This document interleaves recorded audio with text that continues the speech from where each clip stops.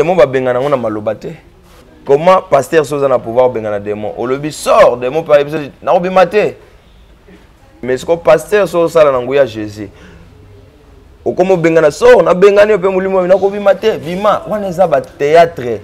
Et lo que longola démon isa kozala en ordre na Nzambe. Prière ya solo yangwana. Tant ozo sunga batu sans intérêt. O sambela be. On l'écoute na moto à côté à l'obinzambe Seigneur pesanga boy mais yoka bola mosala rabat c'est toute une prière. Voilà vrai jeune yango. Détache les chaînes de la méchanceté. Le bateau va landa biso ba que chaîne la méchanceté zani. Ça dit pour moto comme en délivrance, il faut à gêner nan parce que ma benyo sur moto sala ikanga men dans autres zani une chaîne. Vous a méchant na bateau. On va partager na bateau té o lingaka bateau mabe comme la bateau yo zalara bien tout OK boy. Prière, ils ont ça malam, ils ont le mon côté. Jeune, ils ont kokila mabe, kokila koboya yango. Ce qu'on veille au banda ko veille na ba acte au m'opposé. Bon, yeso a prophète ba noir, mabe te. Mais liloba o est-ce que yé pour na ba noir te. Liloba yé ko sauver ka ba âme ils a couleur te. Âme ils a na race te. Yé pour sauver milimo ya bato. Esprit ils a na race te. Sandra et Jenny TV.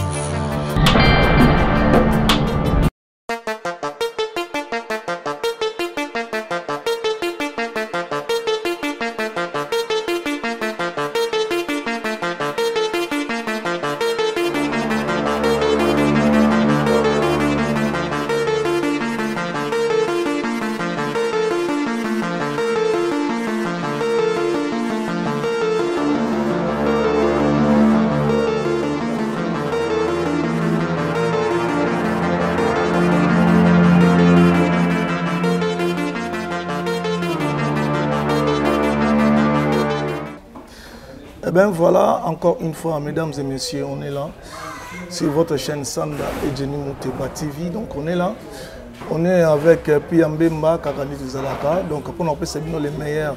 Tout le bas Sandra et Jenny TV, on est là pour vous donner la matière. Donc on est là, encore une fois, avec Moussakoli Verlin. Tout ça, tout ça, on a une émission trop juste pour nous parler.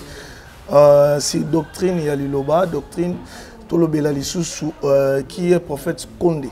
Donc Batouba y est vraiment Kati est prophète avec Moussakoli Verlin. On est là puis merci Nassanda Muteba, merci Jenny Muteba pour notre effort au Bozo Sala. Autopé Sabino car les meilleurs à travers votre chaîne. Donc on est là. Moi Antonio Kaouka, je vous salue de partout vous nous suivez, je vous salue depuis l'Europe, Afrique, Asie, Amérique, partout. Au Bozo occasion et à Kolanda émission émission Baki. Nous sommes partout. Donc, nous sommes côté, nous sommes partout. Donc, nous sommes la matière. Donc, nous sommes toujours polémique aussi là. Donc, donc on est là. Moussakoli Verlin, Bonne. Nous sommes malades. Nous sommes malades. Moussakoli Lelo, ce qui est solo, c'est parce que par rapport à l'église Liloba, Bango, Bazana Baji, l'église Liloba. Babeta Banze Mouna Bango Moko, église Liloba, Balera Missunité, prophète Condé. Donc on est là, tout bêtement, on a point, on a 4 points, on a tout le bilan, Makasi. Mais j'aimerais, tout le monde a un point où Makasi, tout le monde a déjà bien, expliquer d'abord. Qu'est-ce qui est l'église Liloba? L'église Liloba, la philosophie Nango, c'est l'église. Comme toute autre église, mais ils ont une particularité. Ils ont la différence entre l'église Liloba et l'église Moussoussou. L'église Liloba, ils ont l'église ensemble. Base et puis sous-bassement il y a l'église Liloba. Ils ont doctrine basée dans l'amour et les églises ont parlé beaucoup sur Christ parce que c'est lui notre modèle, c'est lui notre idole, notre maître, donc il est tout pour nous. C'est-à-dire, tous les chrétiens, par rapport à la tendance, nous traiter l'église comme si les églises des Noirs. Non, les églises des Noirs, l'église Iloba, tous les églises chrétiennes. Et voilà. L'église Liloba, doctrine en plus, les années où est ça la différence entre l'église Liloba et l'église Moussouto Monaka? Bon. Et là, qu'ils ont différencié l'église Liloba et l'église Moussouto, c'est la doctrine. Ils ont la liturgie. Tout ça, la manière dont ils ressemblent à Awa. Et la manière dont ils ont tiré toujours dans la Bible. Parce que les gens sont semblants et ressemblent la même ressemble. Parce que selon les mondes, d'après eux, les alliés, il faut kangamiso, kangamaboko, banderobele la moto, senga nzambe besoin na yonde ba bengango na sambeli. Mais na liloba wana eza resembler te. Voilà la différence. Na ba place mususu, il faut ba veiller. D'après bango veiller, il faut à ça la 100 jours, à ça la 30 jours, à ça la 7 jours, 40 jours, à kenangomba, à kendolala, soit atikanda ko akendola na église nda bengango veiller. Mais l'église Liloba eza wana te veiller. Na ba place mususu, il faut na ça jeûne, na jeûne à sec, na olia te tongo tipoko, ou bien na olia te 5 jours. A bengango jeûne, mais l'église Liloba yo bengango bongo te. Et l'église Liloba ko sambela ezali o bato baloba te, o bato bakanisa te ke to wana kate église to ganga to loba nzambe pesanga boye, o sali ba demande belebele. Et on montre que la plupart makambo bato baloba na munoko yango te kokisamaka. Parce que ce n'est pas ça où ils ont le sambo. Or son nzambe atindaka basali na nzambe na sa moi. Nzambe atindi prophète Konde lelo ayena azana biso elongo. Et soto zongi na temps kala ndo mona ke nzamba otinda na moment moko atinda prophète moko. Aya zongi sa bato na nzela. Et je crois na époque ya Moïse azali prophète ya nzambe. Nzamba peseka mission azwa ba Israélite alongola bango en Égypte amena bango na Canaan. Et tant Moïse azalaki bomeka ko vérifier est-ce que ezaki na prophète mususu ya nzambe quelque part à part Moïse? Non. Et tout le monde que Moïse a accueilli pour kota na Canaan et sengeli Moïse a se limité on a selon ordre ya nzambe mbateli si Josué a cédé Moïse a continuer la mission. Tant ba comme la terre promise nzamba otindela bango so ba prophète ba komi na ba juge baza wana pona ko juger peuple. Si nzamba yokopetinda prophète Samuel ayena deux fonctions, fonction ya juge na fonction prophète. Et à partir après sa prophète Samuel neto mona sikoyo ba prophète ba moya. To moni ba Gad, to moni ba Nathan, Asija de Shilo, to moni ba Juri, to moni ba Élie, après to yo mona Élisée. Voilà les 7 prophètes na kati Israël. Na moment et après de to mona ba prophète mususu ba komi koya. Donc Zamba bando tinda bango mission zala ke ba longo la peuple de Dieu n'erreur, ba orienter peuple de Dieu. Or église so Nzamba tinda on attend au lelo au Jésus a yaki à conclure makambo so tout est accompli et c'était pas hasard. Église est en mission moko ya détruire mabe ou za na samo. Alors pour pas comprendre le sambo ya solo ezao baloba na munorote mais le sambo ya solo ezao sala malamu. Le sambo ya solo ezandenga na omono boy na salo mabeti. Na salo ka malamu. Parce que tant on a solo malamu et au PC sengo. Et peut se soucier belete mais so na ko yina yo. Ata ozo sambo lozo ganga me alinganga te po anini et peut se souci. Déjà tant to comme la binemi. Donc bato ba Hollande biso ba biso ba binemi ba koma na ba itape nini avi ba koma. Mais so biso nyoto za na tante ya malamu. Tozo yokana, tozo seka, tozo li ensemble, o kanisa moninga mabe azate, mutu tozo mona ndeko na loka yo moko. Yango moni Jésus atika déjà principe et mettre ton prochain comme toi-même. Et c'est ça véritable le sang moné yango. Mais ce qui t'olandi peut bien. Baloba na biso ke ce que ça la prière, il faut appeler l'agressivité moko boy. Ce que lingo benga la pe démon, ce que lingo bong ça peut makambo mo boy na vie na yo. Et c'est une prière, et c'est une gêne. Donc, c'est une concentration. Et ça conception. Pour nous, résultat, il y a Et bien, dans tout ça, c'est un peu biblique. Nous on a Matthieu 6. Place où va parler sur la prière. Au moins, Jésus a fait ses recommandations. Mais la Bible, c'est la Bible, moi, je car la Bible, on entend les versions, il y a Louis II. Pourtant, la Bible, il y a la traduction Louis II. Donc, il y a la traduction à Louis II.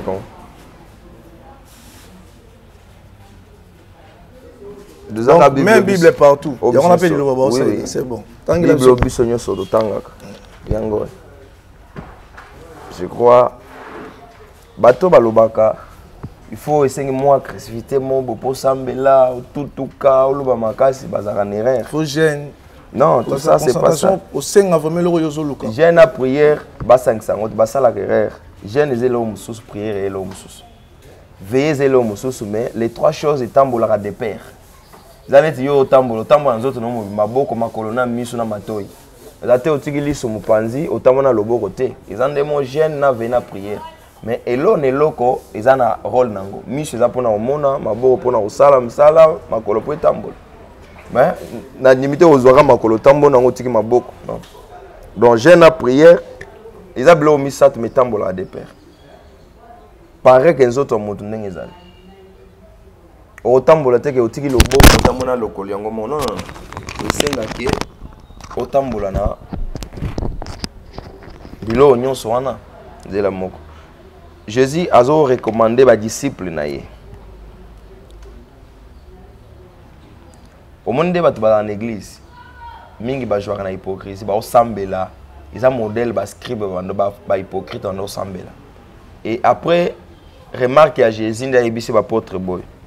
Nous sommes sambela makasi, alingi ba mona ba mona donc. Ba mona ka osambela. Matthieu 6, total na 5e verset, après to komati na 7e. Tozuna na 5 ba binini. Lorsque vous priez, ne soyez pas comme les hypocrites, qui aiment à prier debout dans les synagogues et au coin des rues pour être vus des hommes. Je vous dis en vérité, ils reçoivent les récompenses. Au moins, ce qu'on dit, les hypocrites, c'est ça. Donc, quand ils prient dans une église, ils se mettent debout. Hein? Même si dans coin, il y a balabala. Donc, et d'après lecture à Jésus. Mais à recommander, mais quand tu pries, entrez dans ta chambre, fermez ta porte, prie ton Père qui est là, dans les lieux secrets. Et ton Père qui va dans les secrets, te les rendra. Parce que le sang est comme un secret, parce que c'est Dieu qui sonde les cœurs. Neto fani boy, makaniso zo kanisa ngo ngana yebi angote. Ngana kanisa na mutemo yebi angote. Parce que nzamba tala même na makanisa mutu. Nengo zali. Nengo kanisa, nzamba otala. Si yamu Jésus a même parce que ba disciple ne ba comme na capacité à que makambo to na mutema na nzamba mona kamona na bisike secret zali. C'est-à-dire eza et pas na secret moko bimbamite. Mais pour na bato ba ganga ba lobaka il faut ko loba il faut ko ganga mususu ko mona assembly mungongo nyoso eziki a lobi a bien auto assembly ya assembly te. Jésus a boyi yango awa. En priant ne multipliez pas de vaines paroles comme les païens qui s'imaginent qu'en force de paroles ils seront exaucés. Ne les rassemblez pas car votre Père sait de quoi vous avez besoin avant que vous lui demandez. Moi ce qu'on dit basala. Mais Jésus a recommandé basambeli o ba chrétien solo. Na le semble ba multiplier ba parole te. Quand ba multiplier ba parole, nzamba va considérer comme les païens parce qu'un païen c'est quelqu'un au ayebini volontairement nzambe. Dans une église ma yebi volontairement nzambe, c'est un païen. Il y a une fois senga il faut loba mais Jésus a recommandé ba disciples na ye. En priant ne multiplie pas des vaines paroles. Au moment où Nzambe, tu vas gagner boité, Nzambe ça ilanga bo pona ndi mario Nzambe mais on dit marate bandaka la Nzambe. Souffle aux anangozaye. Si on lala yom da sali pongi, yom da sali motu, on dit marate que Nzambe azali. Alors on dit ma pon Nzambe sali kambu aux anango besoin na yo pon ndi magasin Nzambe. Ce sont des vaines paroles bat ba utiliser la mingi. Parce que Jésus a réussi à bango mais vous ne les rassemblez pas. Beaucoup kana batu wana te. Ça dit muto za chrétien. À côté le matin, Seigneur, moi je veux ça. Non, non, non. On est comme la demande. Prière et ça demande. Oh, basala demande. Mais ensemble là. Au monde le Congolais ensemble, net on a Kinshasa. Chaque avenue, Avenir Mousso a 50 églises, avenir Mousso 30, avenir Mousso na Kishasa l'église ezali. Mokolo batoto bakenda l'église ba comprendre que kokenda l'église eza makambo to sala te za na sala moninga na ngambolamu. Makele nyonso yoka ka musique oto passer azote koto passer azoganga e osila. Mos mais soki muto nga benga na milimo mabe. Anga benga na ba demo. Oui. Ausambela ndeni. Ba demo ba benga na maloba te. Ba démon, tout d'abord, ba démon, il faut comprendre l'origine de ba démon. Botal même Jésus a dit que mutu moko aza agité na ba démon. Mais Jésus a recommandé ba longwe sort dans ce corps ba longwe. Et Jésus nous a démontré cette démonstration là. Est-ce que ba démon ba longwa kaka na maloba? Comment pasteur Soza na pouvoir benga na démon? O lobi sort démon par exemple na obi maté. Ozo mona cette contradiction. Maintenant Jésus tant ga lobi liloba moko isalem mais ce que pasteur so sala nanguya Jésus okomo bengana so na bengani pe mulimo na ko bima te bima wana eza ba théâtre satanique ba démon te type bazali non démon alongwa kana bolingo eloko elongola ka démon eza kozala en ordre na Nzambe so za obéissant na voix ya Nzambe démon aya kopusa na ti ya moni Jésus alobi boye soki balongoli démon na nzoto ya moto ekinda koluka les 7 oza plus fort que wana ezalaki mais soki ba yeko kuta yo otie déjà ba garde fou ba kota te mais so ba kota ka potopoto ba ozonga en titre d'exemple pour ko benga na démon esprit ya moto na nzoto ya moto esenga te pasteur agangaka aloba démon na bengani yo ou be ba tcha loboko non et loko osala ke moto wana ba démon ba kimaye azana amour de Dieu et amour du prochain moso zana bolinga nzambe mingi olinga baninga no batu olingaka bikela munyoso nzamba sali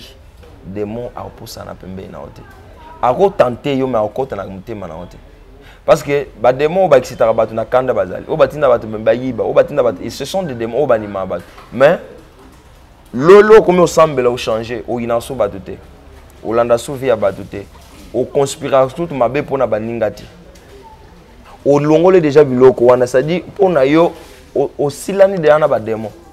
Mais si yo sambela lelo pasteur alobi na to bengani ba démon et lobi pe na munoko pe ke to bimi to keyi mais na mutema oyina batu oyana baranki na batu batu ano yini nzamu mutasali bango nzamu mutapesi bango souffle de vie bato kanisa osala bango mabe nzamu mutasali bango alors ba démon ba okimate donc dans tout ça tout le papier délivrance pe ana yilo nzambe mutu a délivraka délivrance na constatation de quoi ça raka na kati église iloba délivrance ezali mais délivrance oyo basalaka na mokilité parce que ba komi na bible nzambe mo mutu a délivrer mutu omoni même ndeza boy lelo soki exemple osimbi bakisi soki ozuka ono se otika bakisi wana esili so loki va nzambe ba imposer yo loboko ba orienter yo na voie nzambe kitika nzela soka yo moko zi volontaire kotika otika ezali ti muto andoki ata bokati banzolo ko pumbwa te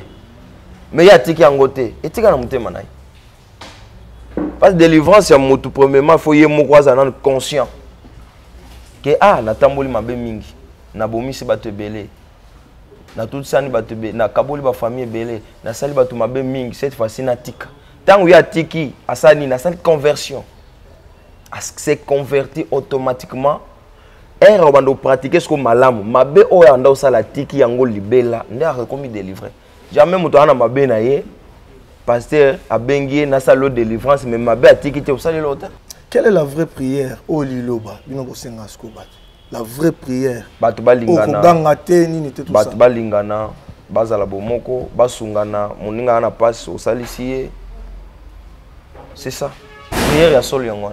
Tant aux osunga batu sans intérêt au sambela be on l'écoute na moto à côté à lobenzambe Seigneur pesanga boy mais yoka bola mosala ka batu c'est toute une prière mais attention tant aux sala bolam yeba ke batu bazon selo mabe parce que yoko zong ça peut mabe te yo zalanga na position ya bolam c'est ça prière délivrance tout yango total et puis tant aux sala prière na il faut l'accompagner na jeûne il faut prière à l'accompagner na veiller. Mais jeune ya gêné penda aliate na veiller penda kala liba mutu na liloba et surtout pe liloba na butu osambela raté to sambela butu po Jésus akobalobi na makomi ke il faut na sa musala na moi pona butu mutu osala zate Tout le monde l'État a couvre-feu pour na ba mesure sécuritaire. Alors il faut qu'il y ait des ensemble la pointe. Boutou les attentes la pongi babi. Dieu parle tantôt d'une manière, tantôt d'une autre. Il parle des songes et parle des visions nocturnes quand les hommes sont livrés à un profond sommeil. De temps mutala il tenzamba lo belendeni. Mi so boy comme on nzambete. Il faut mutala là tant qu'on a un profond sommeil, ce que l'esprit n'a rien nzamba ola qui c'est ba événement. Ndé ça bona l'autre d'autres salemate. Bando bota. Ah voilà. Son nzambe nani a opé capacité à komona makambozo ya lo. Ya nzambete. Alors le samba butu ya ngondete. To sambela na butu te, to sambela na moi. Na pourquoi bato ba panzani c'est tout. Mais jeune eza kotika fufu te ou bien kotika biloko te parce que ça otiki otiki fufu lelo obina na jeune bon lobi so zongeli ça le hotel doso izaka jeune ya solo otiki fufu libela ko zongela on soute oh mutu a jeune ka dans l'esprit vrai jeune yango oui na isa 58 ba komi bien au mona na titre nango bato ba na bible batana isa 58 na titre na ba komi les vrais jeunes. Sotangi na verset à liboso ti na 5e mais ba jeune ba basalaka bala na putulu ya muso bakenda na ngomba bakati basak balali bakansi jeune mais nzamba boya na 6 nzamba zo sepela bi. Voici les jeunes auxquels je prends plaisir, détache les chiens de la méchanceté, dénuer les liens de la servitude, renvoie libre les opprimés et qu'elle leur rende toute espèce de joug. Partage ton pain avec celui qui a faim. Et fais entrer dans ta maison les malheureux sans asile. Et si tu vois un homme nu, couvre-les. Et ne te détourne pas de ton semblable. Voilà, vrai jeune yango. Détache les chaînes de la méchanceté. Le bateau va l'andabi, ça va dire que chaîne de la méchanceté zani. Ça dit, pour nous comme la délivrance, il faut à gêner. Parce que ma baigne sur mon sala, il quand même dans autres, ça n'est pas chaîne. Vous avez méchant na bateau, vous avez partagé na bateau. Olingaka batu mabe komela batu yo zalaka bien tout le monde a nyonso mo qu'il faut zalaka bien ba ninga te ba souffrir tandengwa na mutema mabe ah mais c'est méchant ya ba recommander partage ton pain avec celui qui a faim muto ana nzala azange koloko akolia opesi allié wazana lamba te okabeli ah azaki désespéré mais yo sungiye ah nzamba pambola yo ah nzamba akanisela ye voilà. Jeune ya solo nde ngwana eza otika fo et puis tant on sala bloco yo libela na vie na yo c'est pour ta vie. Veillez za o batu bakanisa to zona Moïse azo pesa batu sans ya veiller. Ce que batu ba kende on to zana veiller à 7 jours l'église. Oh veillez za la rapona 7 jours terre. Veillez za rapona 7 jours terre. Veillez za pour toute ta vie. C'est-à-dire quoi? Prière t'expliquer bien prière za ko sala malam. Jeune essaie de soutenir prière nanine pour na ko s'abstenir. Jeune na français au batbalobaka eza ko s'abstenir na lingala ben kokila koboya. Parce que tant au sala déjà malamu au sambela. Ça dit au tika mabe comment ça malamu. Parce que pour malamu wana ezala un peu na force il faut okila mabe o gêner ce ko mabe wana.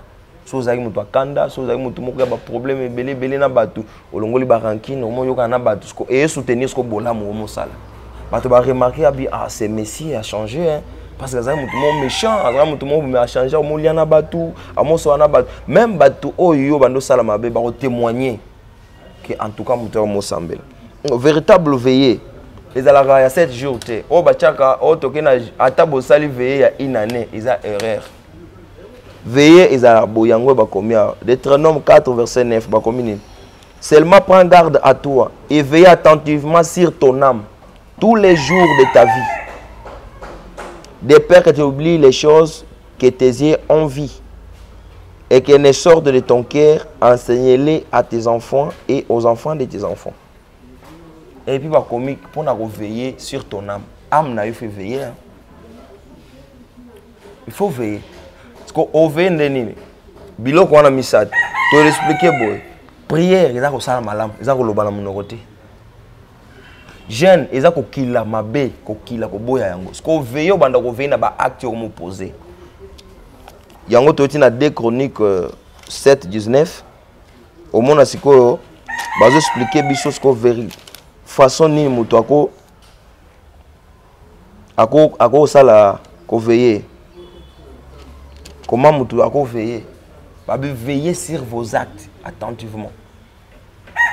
Surtout comme ça malamu comme sambela. Tant s'abstenir na mabe, ils net gêne. Au boy mabe wana, ce qu'on banda ko veiller qui mabe oyo boya osani. Ozongela ngote. Faut veiller. En veillant en quelque sorte, ils une façon ya ko la vigilant. Qui était muto ayela na mabe nga sina tikango. Na chai musu ya monde ba comme na Bible que fouiller les mauvaises compagnies. Ah parce que muto muso aya ozongi so na mabe oyo so tika déjà. C'est ça véritable veille. Mais ça a été que bon, et tout le monde va veiller avec nos sani. Akika ache toko l'église, alali na eponge. Toko mi 0 pasteur abete maboko pa, bando sambela. Lobi na tonga zongi ndako na butu azo toko ela l'église. Tane ba bazo changer forme ya veiller. Or c'est pas ça. Ndenga afandi bona veiller. Ndenga afandi bona jeûner, ndenga afandi bona prier. Tolongwa siko na église toko tana la personne, il y a Konde Polo Dominique. Azanani pour la bino na liloba. Moussa Lanzambe. Un homme de Dieu. Alors toi on est chrétien. Moderne c'est Jésus toujours. Prophète mon père le battre ensemble. Ah peut obéir la combo. Ah peut obéir la combo prophète quand était. Ils aura combo ya Jésus-Christ de Nazareth. Voilà notre maître. Kocha photo prophète ateya bandimité o me kana no sonde bandimi muso pe bazao tuna bango que prophète quand ateya bino ke boza photo na bocha na kingo non lelo na monde to monaka ezaka mutema mabe ezana bandeko mo basitela ta ba photo ba check voir boyebi check voir non aza ya kiba aza ya kiba pia batu batla ta ba photo na ye et namona batu mususu basala ba photo ya kimpa vita bachaka na kingo mususu batia ya Simon Kimbangu mususu va même na ba président de la République bachaka ngo mususu oza photo ya Obama tie jamais ba omera ka kumiso Obama nzambe mais soka bazuka ilonga prophète muto azu na conception na yemo ko azuka ka photo wana peut-être sali moi effigie mo boache na ache na kingo comme non idolâtrie non est-ce que au côté de l'église au monde place mo bache photo. Mais au moins dans l'église, nous sommes en photo pasteur nami, quand on va dessiner Jésus, quand on va dessiner ah non quand tu bois, au moins bah combien t'as comme on mire, au moins t'as pas de photo prophète ah l'église non. Ce que j'ai bon, balinga okuta photo munene ah pour l'église mususu oyebi okuta photo ya prophète na bango na mire, okuta mambebele bela azate. Ça dit so bandi basali bongo basala ngo par amour ya homme de Dieu na bango ne bat balata bon. Tout na bato balata ba photo atekeva. C'est que va ça kufa bon et puis ça va on bon tout le bateau bachaka ba chapelet na croix na kingo au côté za marque à condamnation bon tout na ye ya chango pour ani marque à condamnation donc voilà ah tout ya te mambo na ke bateau ba do sauter monter chapelet wana marque à condamnation to condamner te to pesa ka exemple to condamner te to pesa ka exemple condamnation comment pas tout na te fait pas une condamnation derrière. Bon, toi aussi comme on a les sous des pasteur alors que l'église catholique attend ça lui fait. Non, wana to kota na ba stade wana te. Ba yebi mam na bango. Mais yo pour le chapelet marque à condamnation. Net isa na Bible. Au moni bato ba comprendre Jésus akufa na croix pourquoi? Liwa ya croix Moïse nde mutu azwaka inspiration soki mutu akufi na ndenga mabe fo batani. Bachi na croix eza signe malédiction. Tu peux par exemple, tu peux si tu as prier là, on peut donc ma bébé. Tu prier quoi pour aller? Est-ce que Jésus a le bas que non, bon prier pour la croix jamais. Et la Bible, ils ont un verset monté babi que bon prier quoi bébé là ta croix exact. Alors soit les lois monique mon dit mais le basu photo prophète peut-être à éviter n'est pas là dans monsieur à checker voir. Tam soit là ta qui pas vite, tam soit boya na là ta qui mbang, tam soit là ta président Obama, soit il y a actuel président Fouati au monde batu mususu pe atie photo pe Fouati achanga na mutu comme so atie pe na moto mususu pe achanga na kingo est-ce que okendo tout na ye que ça idolâtrie non ils a selon ne mutu na mutu bon ne okotinga so monde photo ya prophète na kingo okuta na prophète so mona prophète azui photo na ye achanga na kingo non mais nasi boy ko ma rappelle pas na bine ko ma na matoi Batunion Soubabi, prophète sur les Aranaï en Congo, déjà Simon Kimbangu. Avec Bino Bokoma au télé, mais la Bokomo prophète, qu'on est né Bobi qui est né prophète de la nation. Pendant que Batouabi qui est prophète, c'est ça Kimbangu. C'est Batibazan erreur. Prophète qu'on est atika olobatike prophète de la nation. Ba prophète de la nation boyoka bango na télévision. Bana na internet, ngana prophète des nations. Bon, message nous yé nango, ya ezate. Mais vous bien qui prophète c'est ça. Non, sotali na prophète na biso. Bato ba bengaka. Lobo. Bato ba bengaka, bato ba mi bengaka, je suis prophète des nations. Tout na yé. Bon, ça prophète des nations, nzamba pese mission ni. Ezate. Mais prophète Konde ata to benga prophète des nations te. Ata to benga papa Konde, ata to benga za homme de Dieu. Message ayi na ngona temps oyo, eza po azwa milimo ya bato. Amemango pa na nzamba. Ko milimo ya bato ko zonge pa nzamba ndeni na kosala malamu na kolingana na kosambela lolenge ya solo. Donc ayeka na vérité. Nde tindami ya. Tindami nisko aye ko lakisa bato loko ebengi lisumu. Parce que Jésus bien il convaincra le monde à ce qui concerne le péché. Parce que le péché, tout n'a pas passé, on a péché zanina, c'est comme la té, kolangwate, kosa kindumba té. Bon, est-ce que bandumba basile? Kala koto bandumba zaki lo waso le lo mindele ba créer on a mort. Ba bino boye bine mindele ba ko benga onini. Ba professionnel ya sexe, c'est commis. Mais kala zaki lo mo soni le melelo ba lukela on a combo, commis. Est-ce que s'il était exemplaire? Masangezala ki bato bamela masanga na bar mais lelo tana Kishasa ce risque quand même Kishasa nzela nyonso ba bar tala Kishasa banda ta mitendi ti okendo koma na maluko kuta nzela nyonso bar na bana na mikolo bazomela na balabala mais or ezaki lo mokala bato bamela tango ba passer ba te yango kolangwa te komela te kindumba ezo matande komata c'est pas ça on est un vrai médecin pour traiter moto a diagnostiquer une maladie a sali diagnostic tant qu'on diagnostique nde ayebi ke nom maladie oyo faut pas traiter en boy so bato ba osambela ba yebi nan fond ya péché te le sang na bango za nulle part il faut yeba péché les vrais péchés vous avez un péché c'est honteux le souffle de vie on moni to na bolia misunité pour anine oui mais so tuni bando balia nini misunya bato balia ngo momani mais balia bango en esprit. En esprit. Balia musunya moto. Biso to mona te en esprit na moi kindoki na bango. So balia on a moment nini. Alors véritable péché ba zonga na jardin hein. Bazonga vraiment na jardin ba me comprendre qu'est-ce qui s'est passé. Tant que Satan ayela ki Eva ke bino boboti te non atuni bango bo nzamba pexi bino boliani. Nzamba yosi bino ni. Comment ba parler quand sur mambarolia? Parce que quand ils ont honté basuki na compter te ba komi kolia so tali na introduction ya Bible de Genèse ndenzamba zola kisa apesa moto alia nyamate alia musunite musunye zaka ya nyamate oyebi yo pe moto ana musunye nzambe mo pe batumela mbeka ya nyama te izaki abongola pe mai et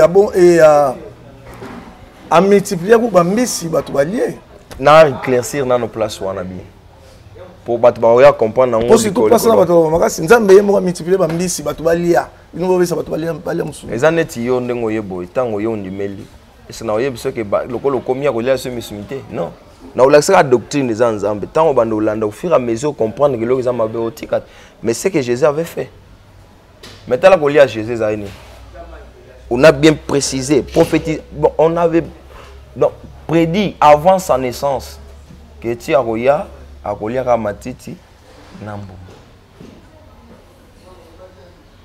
akolia miel na crème mutu nzamba yebisi kaka na banyama nyonso apesi bango kaka matiti na mbuma na Genèse ezali mais le péché en question c'est honter le souffle de vie moi so na bomio parce que ça na péché mo so pardonnable nazo eloko na yo to siliki to potani lobi to kuta limbisa ngai lo salinga ezaki nzala osani olimbisa bo so nga na kati yo mutu na osengo so bolimbisa voilà un péché impardonnable compter souffle de vie c'est une façon déjà de détruire parce que souffle les na kati ya mutu souffle les na kati ya nyama wana iza nzambe yo ko détruire en côté parce que oyebi valeur na ngote o mutu abotaka o mutu nyama botaka mona ntaba boti mais ça peut libérer pareil que na mamati mboa bota pe tout le monde nyonso mona même bis na maso ka bota tambola na bana elongo soso kutu na bana ye mais yo kende sikoyo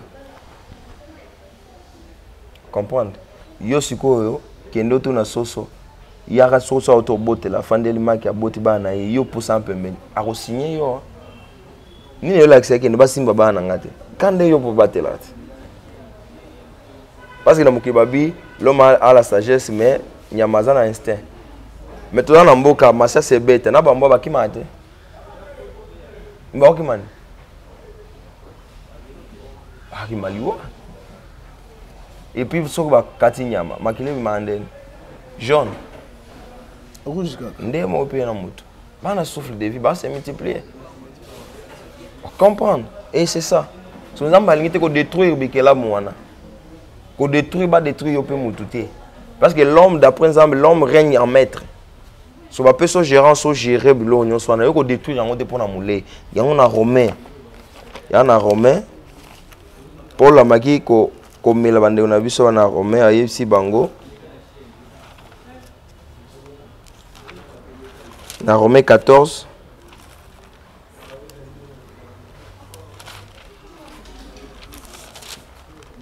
Na romain 14 au monde on a verset verset 20 à 21 va comme boy. Pour un aliment ne détruit pas l'œuvre de Dieu. À la vérité, tous sont pires, mais il est mal à l'homme quand il mange de devenir une pierre d'achoppement. Il est bien de ne pas manger de viande. Il y a un dans la Bible. Ils ont verser mon côté. Ils ont la référence belé. Ils sont belé. Il y a un moment, bato akala soki atumbi nyama milingi matili ko labité. Nzamba sepe non, nzamba bandozo souffle na, on doit récupérer souffle de vie. Vous en kata bikela mo. Ya moni awa to liaka misunité pour to boy ko détruire parce que c'est ça où il a engendré péché yango wana. Et le qui a engendré péché c'est compter souffle de vie. Voilà le péché originel, c'est ça. Ya moni ba pekisi awa pour un aliment ne détruit pas l'œuvre de Dieu. Ko bebe c'est œuvre ensemble pour na mulei. Mais place kara o ya Jésus à bongola yuana potoleka place à bongola kimbisi pourquoi bah encore il faut comprendre et a multiplier ki ba bato bayaki bato bayaki ko yora Jésus bazaki belé full nombreuse et elengia maté ya Jésus et ça que tant eleka ba koma même na poka ba disciple ba se mettre totika bato ba kende po bazo eloka kolia non Jésus alinga interroger bango. Pour attendre est-ce qu'ils ont compris quelque chose malheureusement ba comprena été ba que 5 pains et 2 poissons na toi Jésus asani afani si ba on na matiti ba ta na Bible bien afani si ba on na matiti groupe par groupe à rendre grâce à multiplier ba to ba lier et à recommander onyo so ba tigale sani ba tchango na panier et puis quand il y avait combien de paniers 12 ba acte musuza ba acte prophétique. Hein? Et ça, ce sont des actes prophétiques. Et si on a un panier, ressemblant au combien 12 paniers. Et si on pour un jugement. Mais dans le moment où on a noté, il y a Jésus parce que j'ai encore beaucoup de choses. On a beaucoup supporté. Il convaincra le monde à ce qui concerne le péché. Donc dans le moment où on a qui va comprendre Christ était. Comprendre. Il y a un après ça est-ce que Jésus mtoya na bilo wana pesi ba ye na ngonde ya multiplier parce que za mulei na bango anda olia parce que abima kamona na ngosona isini bo supportant au moment oté mais moment iko ya moment on a tindi ko église liloba o ya pour la sabatu nanu et diagnostiquer nanu péché et péché zanine péché c'est honter les souffles de vie pour nyamanyos pour balia il faut bomaye au monde nyamuso zobo ana besoin kufata zo lela zo kima zana tabano bien so zora likani so boma ya okima akima ni liwati ndiye pe mutokima voilà pour to kota point na biso suka na yebi ke point o ya prophète ndemi mabiso ti to komi pe na point ya misuni juste bon ils sont polémique hein ils ont polémique déjà par rapport à tout na biso pe tout ça so to kutani pour to ça pe ba numéro ebele Simon Kimbangu vous accepterez comme prophète. Le bapena monimara Simon Kimbangu prophète na yabiso. Bon. To dimara ba Jean, to mona bango te. To dimara ba Élisée, ba prophète, ba Élie.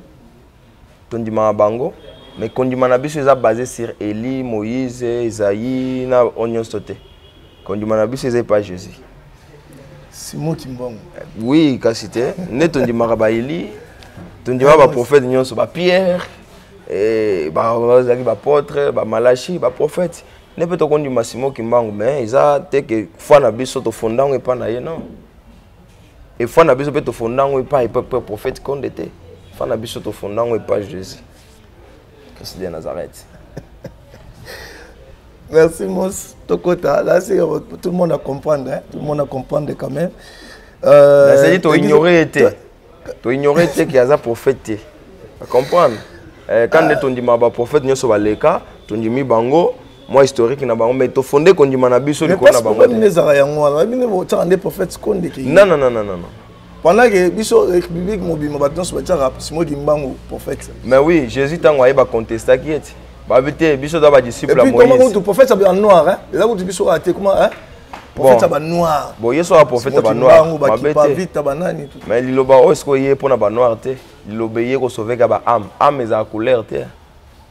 Âme eza na race té. Yé pour sauver milimo ya bato. Esprit eza na race té, eza na corps té. Alors ceux qui bango selon est-ce que c'est moi qui m'a conseillé ça bango que ngana yega pour na ba noir non. Na la témoigner. Bon, eza sous vivante bato ba banda ko kanisa ko tchaka ba conception na bango. Mais ba conception eza plus biblique té. Eza d'après bato. Makambo eza d'après bato. Moi to la non penser ça té. Merci. Église Liloba, bato to salela ka oui la église presque non so passer là-bas oui dolé bani tout bacha. Église Liloba bino boenaji. Pourquoi? Donc on sera les compteurs et au bato on sala église Liloba et puis na ko tsara question na malamu ko yango toke na ngono sasuka. Bato zo yemba banzembo par inspiration, le bina m'inspirer banzembo nzambe, bato zo yemba tout. L'église Liloba, bango bazo yemba banzembo na bango. Oyo non so bande ko bayemba ka basa sibino bozo boya yango. Pourquoi? Bon. Mon na Bible oyo nzamba lobaki to baksate to longola te. Bato basala ba mafuta to benga huile ne ba muso mafuta sala ba huile de palme mafuta mbila ne ba na lingala. Muso pe basala ba maya mungwa tune na Bible eza côté ni na verset ni ezate. Mais Jésus oui, ils ont la Bible. Isaïe 65, verset 8. J. Yango. Isaïe biblique. Ainsi parle l'Éternel. Quand il se trouve du J dans une grappe, on dit ne la détruis pas. Car il y a là une bénédiction. J'agirai demain pour l'amour de mes serviteurs afin de ne pas tout détruire. J. Yango est dans la Bible. Bon, bah là, il sera place ma fout en mille dans la Bible. Mais bazo confondre que ba prophète bazo qui inspiration ko wendre batu neti ba roi. De ba wendre Saoul na fiel, ba ko wendre David na corne. Mais c'est pas que non le bon ba wendre David a comme roi bon. Ba ndiminyo so bazo wendre ba. Pour pas comme ba chef quartier, ba député. Pour pas comme ba roi wapi. Mais Jinzamba peut s'en pour apporter peu guérison. Et Moussa Nzamba nous soya Nzamba peut atteindre na signe mon boy. Ne peut prophète qu'on d'ailleurs un signe. Ya moni J oyo ezo biki ça va maladie belé. Marqué ils ont mal interprété dans monde. Or et l'autre Nzamba et confondara ramito ya bateau ba mayele. O ya moni Jésus tanga ya tanga kité. Mais un rasui rouleau atangi babi mais moto ayebi ko atangi ko parce que l'époque à Jésus, langue ezaki makaso ezaki ya civilisation, langue ezaki civilisée ezaki kiramayen. OK kiramayen ezaki langue oyo utaki wa na Babylone. Et na temps empire Babylone ekomaki puissant ekomaki fort et langue na bango nde ekomaki langue moko ba civilisée. De tout le monde le anglais, tout le monde français, tout ezaki na époque wana kiramayen. Mais Jésus atangaki te. Et pour bateau ba civilisé o ba lettré na temps wana il faut le ba kiramayen. Mais ya tangité ba pesu rolo afongoli atangi normal. Et comme ici bat. Donc ce qu'on zamba sala makamno c'est pour confondre mayele ya bato ba mumona ki ba mayele. Vous comprenez? Ya mon jiwe yele lo ba osalango ezo pesa guérison mais bato ne pas interpréter en mabe. Mais so ba pesa ki église ba pesa maya mungu asepeli. O maya mungu na Bible kote ezate. So ake ba pesa mafuta mbila asepeli. Mais mafuta mbila na Bible ezate. Soit que va passer bougie, mutu sozo mona haute église na bougie ba pelisi yango tia okenanda kutia tiki bougie wana. Ba la sa place nini ba comment na Bible ezate. Mais bazo qu'on dit conception ya ba traduction des hommes. Bazo dit mais oza nzambe bazo contester. Ce n'est que normal maman nzambe tu es à contester. Alors na liloba Jésus tanga bando ayaki. Abando ye manzembo ya frère nini. ando yembaka nzembo nzambe po tokota na nzembo point kaka wana ya ji bino ji yango bomemi yango suti musika pendant que bato toloba awake sida eza punition nzambe tout ça qui sango mona raté ba grand chimiste ba grand professeur ba sala ba luka esimbati mais bino boye lelo bo zebo bike et bik ça peut na sida non wana eza mauvaise interprétation tout est possible à celui qui croit et puis pétrole na kati bon eza nzamba sala ngo po confondre mayela batamukili et so nzamba tinda ji yeka po bik ça sida te non bato nde bazo interpréter mabe ji eza wana po elongola maladie mosusu eza incurable po elongola mosusu maladie mosusu eza ya molili batindeli moto a souffrir tant molai akenda nzamba apesa mpe bamindele mayele basali bahôpital bakisi eyo traité biso tozala batraitement ezosunga mpe biso mais soki nzamba atindi ji lelo peut-être maladie mosusu batindeli moto ya ndenge mabe lelo emeki korépondre malamu ameli ji wana azwi guérison mabe eza wapi eloko soki eza détruire nde mabe mais eloko ezopesa ezoguérir bato bamonaka mabe maintenant pétrole wana na kati mos après un temps il y a compliqué mais tala Jésus azwi po alakisa moto azwi soyi abwaki na mabele azwi zelu wana asali poto apakoli moto amoni bon yebisanga yo meka ozwa nanu zelu tia na lisu na yo soki omona tomona na triomphale ya baveugle baza ebele meka kozwa mpe zelo tia soyi mpe pakola bango soki baomona onzambe asalaka nyonso mpo aza maître suprême so nzambe atindi motu akoopere akotelakisa badifférence na ye ke nga naza na moto oyo pétrole ezetaka bato nyonso bazwa mpe bamela azwi mpe amela ayekoma mpe je amela yango ocomprendre c'est-à-dire epesameli bato nyonso epesamika motu moko oyo nzambe atindi asala apesa mpo bato babika mabe wapi ezobikisa bato parce que asali mabe est-ce que na nzoto ya motu pétrole eza te meka kotuna nga naza na chimiste te meka kotuna est-ce que na nzoto ya motu pétrole eza te tokende sikoyo la nzembo banzembo bandeko bazoyemba banzembo selon bainspiration banzembo bainspiré chanson tout akomi basali babeti mais bino liloba bozoboya banzembo wana oui banzembo tout ya bino moko oui banzembo ya bato ezali donc c'est comme si liloba pene ezaka biloko ya ye moko banzembo ya bato ezali tokoboya te banzembo ya bato liloba boyemba nzembo ya moto oyemba nde nzembo ezala wana toyemba te parce que nzembo nyonso eza po epesa nzambe gloire toza na différence toza na nzembo oyo eza ya nzambe na nzembo moto akompose mpo na nzambe siko toyemba oyo wapi oyo ya nzambe ube oyo moto akompose mais so akompose nzembo même banzembo eza na bible oyo j'étais inspiré par les donc parce que louange ya moto ezalaka mpe bien banzembo bafrère na biso bayembaka na kosite kombo na basere na biso eza banzembo moko bien mélodie ya bien esalaka mpe bien mais ebikisaka te mais nzembo ya nzambe ebikisaka. Ah bon? Oui. So différence yango wana yoka na toza na Romain de babinine.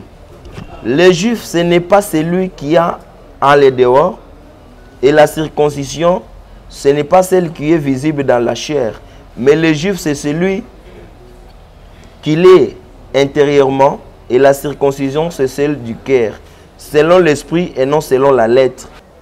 Vous comprenez? Louange ya moto eza bien mélodie na nzo kitoko ezosala bakomisa nzambe mais ebikisaka te ezaka po oyoki yango nde bayembeseli mais loyembo ya nzambe ebikisaka esalaka misala tomoni bana Israël devant mire à Jéricho bayembika nzembo mire esani ekoyi bana Israël devant mer rouge basali nini bayembikaka nzembo Exode 15 ezali siyembaka ngo bayembikaka nzembo ma esali nini cantique. Alors Moïse et les enfants d'Israël chantera ces cantiques à l'Éternel. Il dira: je chanterai à l'Éternel car il a fait éclater sa gloire. Il a précipité dans la mer et les cheval et son cavalier. L'Éternel est ma force et le sujet de mes louanges. Celui qui m'a sauvé, il est mon Dieu, je le célébrerai il est le Dieu de mon père, je l'exalterai. Voilà. Tu es Makango. Gaina koyembela yawe poete ya longi na kembo oh voilà nzembo. Donc bino mozoaka na kasa kantique kuna. Ezali mosusu ezali. Bino ko sala nzembo ya ko glorifier ko louer donc banzembo ezali na Bible toza au moins na 1005 cantiques. Dans cette Bible. Dans cette Bible toza na 1005 cantiques. Nzembo mosusu ezali Jésus ayembaki, Moïse ayembaki parti, Jésus ayembi. Oui bien. Mais oui. Et je vis, Apocalypse 15, verset 2 à 4, je vis comme une mer de verre mêlée de feu, et ceux qui avaient vaincu la bête et son image et le nombre de son nom debout sur la mer de verre, ayant des harpes de Dieu, et ils chantaient les cantiques de Moïse, serviteur de Dieu, et les cantiques de l'agneau en disant, tes œuvres sont grandes et admirables, Seigneur Dieu Tout-Puissant, tes voies sont justes et véritables, roi des nations. Voilà les cantiques que Moïse avait chantés à son époque. Et Jésus t'a envoyé à Yembi Kakanzembo une époque. Le temps où il obéissait, le prophète Konda Yembi en pleine époque où il est dans la Bible. Alors, tu Yemba, oh Jésus, Yemba qui ou beto Yemba, il y a frère Moko X ou Y. Oui, il s'en a la place one. Tout le frère Nani. Ils ont reconnu, ma belle. Bon, tu l'as vu, boy. Pour ça, le roi peut monter sa prière. Il m'a dit, louange à Moutezali. Louange à Moutezali, il y a Mouteza bien, mais big ça a été. Mais il y a Nzambe bien pour épée Sarah. Et apporter guérison, et apporter salut dans la vie, dans l'âme ya Moutou. Et louange à Mouteza bien, et apporter l'autre dans l'âme ya Moutou. Donc on va bien, mais il a apporté l'autre. Mais ça, Nzambe peut toucher Moutou, à quoi bon on peut monter. Il toucher yo, est-ce que tant on Nzambe toucher yo? Si on est dans la force divine, Dieu avait inspiré nos confrères à l'époque, nos prophètes, pour l'inspirer et poussé par l'esprit que les hommes ont parlé de la part de Dieu. Or, l'Éternel les a aussi utilisés à inspirer Bango pour que bas inspiration à Banzembo. Oh, les lunes de Toyemba. Et puis si ça va, ceux qui orchestrent déjà Bandeko après, Bandeko, toutes les chansons, mon corps. Bato bazota biso de partout na yebi ke ve na biso o aidara biso pe mingi ve rikudia a osepela ba Joseph Makinda ba osepela ba Didi DCP ba osepela ba Maman Milinze ba osepela Francine Mapendo ba osepela ba Pierrette Matumbazi ba ngotu ba osepela ba Archim Kongo Elvis Alomba Fideline Mukaya ba nyonso donc ba Maria Kauka ba yoka la chanson parce que à partir de maintenant, on avait besoin de la Bible, puis on a tout quoi. Donc, on a journaliste, bah passage ou bah référence au Moussakoli vers la Pessi. À partir de maintenant, on a besoin de Hollande lango. Au passant, on a besoin. Il y a droit de réponse. Donc, on est là. On est là toujours ça là, Moussala par rapport à Nabino pour se retrouver quand on est invité. Si c'est prêt, toujours chanson. Avec Mons Verlaine, la bande de Konabiso, il y a orchestre, donc Liloba.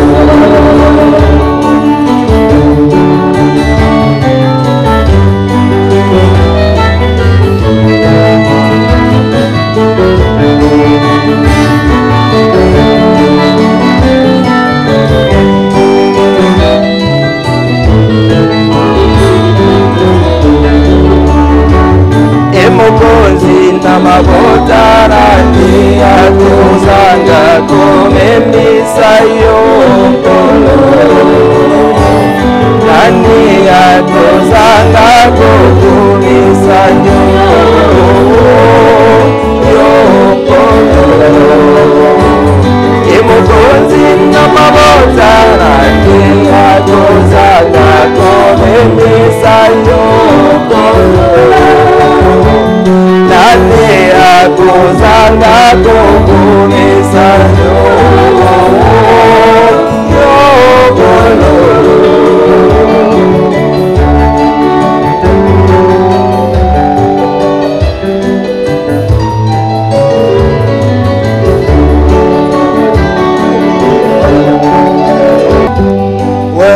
eza nzembo boyoki ne kaka mosakoli alobaki bango bayema bakantike eza na bible nde boyoki kantike wana mosakoli ezali Apocalypse 15 Apocalypse 15 verset 3 à 4. message nini okopesa na bandeko nyonso balandi biso epuis banimero nini bakoki kozwa bandeko na biso nyonso bazala libanda bazala mpe na besoin baji bamosusu mpe bazala besoin lipamboli basakoli banani tout ça bakoki kozwa bango na ndeni na parti ya poto. Je crois que banimero ebele eza na mutu te mais soki basengi yo opesa bango nimero na biso ya whatsapp a partir na biso totindela bango nimero ya basali ya nzambe oyo baza na Europe Amérique oyo bazala besoin na bango bakozwa message tokopesa bango nzambe abatela bango balinga mpe nzambe basambela bazala bomoko balingana balinga mpe mboka na bango. Voilà un peu message. Merci beaucoup Mos Verlin. Na temps on peut si biso mgeto partager na yo. Na bi keza suka te poto za rato sala sala kaka.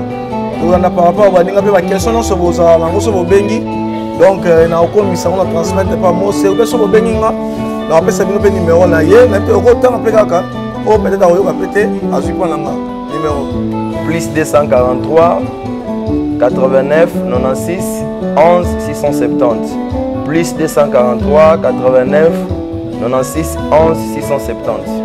Ça va, merci beaucoup Mos, merci na bandeko nyonso tozali na bango baser bandeko nyonso tout na moi espace tozwi tosali juste kaka mpona kolobela manzambe donc biso toza partout kane tolobaka merci na bino nyonso bolingaka biso ozwi numéro oyo mpe aza na situation likambo abengaka kaka partir ya numéro wana akozwa biso akozwa mpe besoin na yo aza nango mposa donc ezalaka merci na bino merci tokutani na numéro oyo koyaka ndeza merci.